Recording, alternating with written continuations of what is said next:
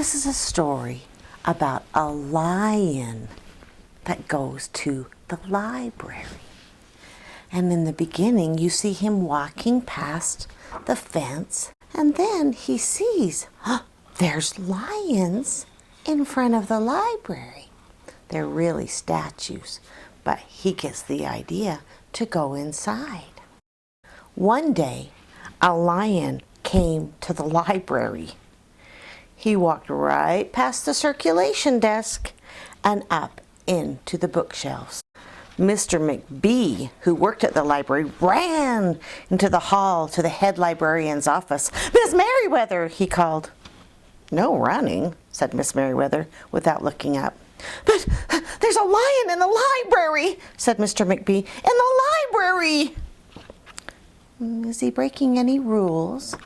asked Miss Merriweather. She was very particular about rule breaking. "No, not really," said Mr. McBee.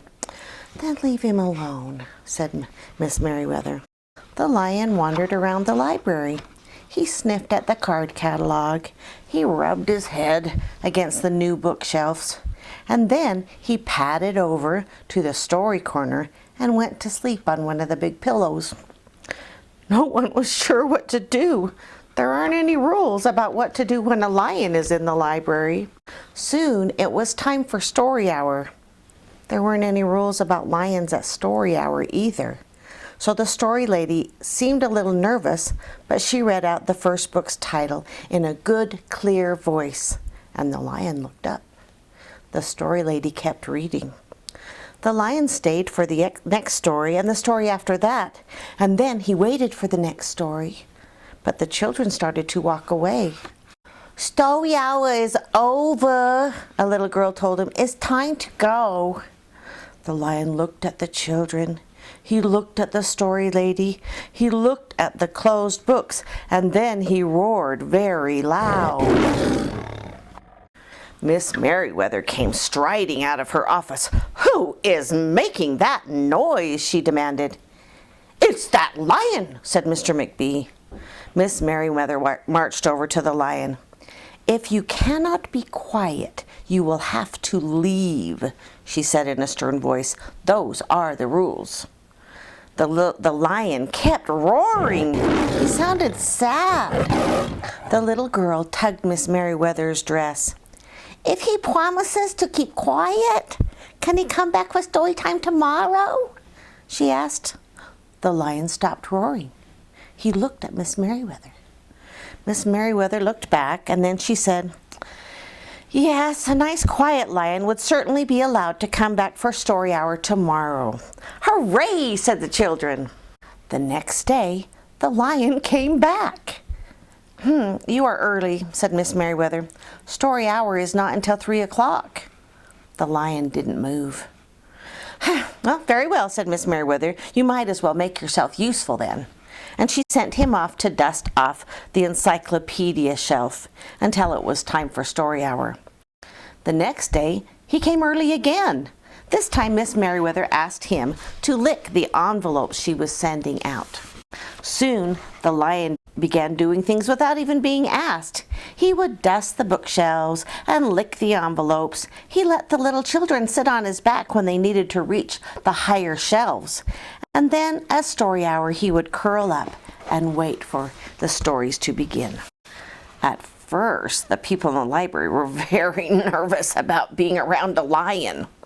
But soon, they got used to having him around. In fact, they seemed like he belonged there. His very big feet were quiet on the library floor, and he made a very comfy backrest for the children to lean on. And he never ever roared in the library anymore. "What a helpful lion," the people would say as they patted his soft head and walked by him. "How did we ever get along without a lion?" they wondered. Mr. McBee was not happy with that. He scowled whenever he heard them talking like that. "Lions? We don't need lions." He thought, "Lions don't understand the rules at all," he said. "They do not belong in a library." One day, after he dusted the encyclopedias and licked all the envelopes and helped the small children, the lion quietly walked down the hall to Miss Merriweather's office to see if there was anything else she would like him to do. "Hello, Lion," said Miss Merriweather. "I know something you can do. You can take a book out to the front for me. Just let me reach it for you. It's on the top shelf." Miss Merriweather stepped up into the step stool, but the book was just out of reach. She stood on her toes and she stretched her fingers. "Almost there," she said. But then she stretched too far. Thunk! "Oh," said Miss Merriweather, and she didn't get up. "Mr. McBee," she called. "Mr. McBee." But Mr. McBee was all the way at the front. He didn't hear her calling. "Lion," said Miss Merriweather, "please go get Mr. McBee. I need help." The Lion ran down the hall. "Oh, no running," said Miss Merriweather. The Lion put his big paws up on the desk and looked at Mr. McBee. "Go away, Lion," said Mr. McBee. "I'm busy." The Lion whined. He pointed his nose down the hall where Miss Merriweather's office was. Mr. McBee just ignored him. Finally, the Lion didn't know what else to do, so he did the only thing he could think of. He looked at Mr. McBee right in the eye, and then he opened his mouth, and he roared the loudest roar he had ever roared in his life. Mr. McBee gasped. "Oh, you're not being quiet," he said to the Lion. "You're breaking the rules." Then he walked down the hall as quickly as he could. The Lion didn't follow him. He had broken the rules. He knew what that meant. He hung his head and walked toward the doors to the outside. But Mr. McBee didn't even notice. "Miss Merriweather, Miss Merriweather," he said as he walked down the hall. "The Lion's breaking the rules! The Lion's breaking the rules!" He burst into Miss Merriweather's office, but she wasn't sitting on her chair. "Miss Merriweather," he said. "Sometimes," said Miss Merriweather from the floor behind her desk, "there's a good reason to break a rule, even in the library. Please go call a doctor. I think I've broken my arm." Mr. McBee ran to call the doctor. "Oh, no running," said Miss Merriweather, laying on the floor. The next day, things were back to normal. Well, almost. Miss Merriweather's left arm was in a cast. The doctor had told her not to work too hard. "Oh, well, I will have the Lion to help me," she thought. But the Lion didn't come to the library that day. At 3 o'clock, Miss Merriweather walked over to the story corner. The story lady was just beginning the story for the children, but the Lion wasn't there. People in the library kept looking from their books and computer screens, hoping they'd see that familiar furry face. But the Lion didn't come at all that day. The Lion didn't come the next day or the day after that. Mr. McBee was so happy. "Can I help do anything for you, Miss Merriweather?" he asked her. No, thank you," said Miss Merriweather.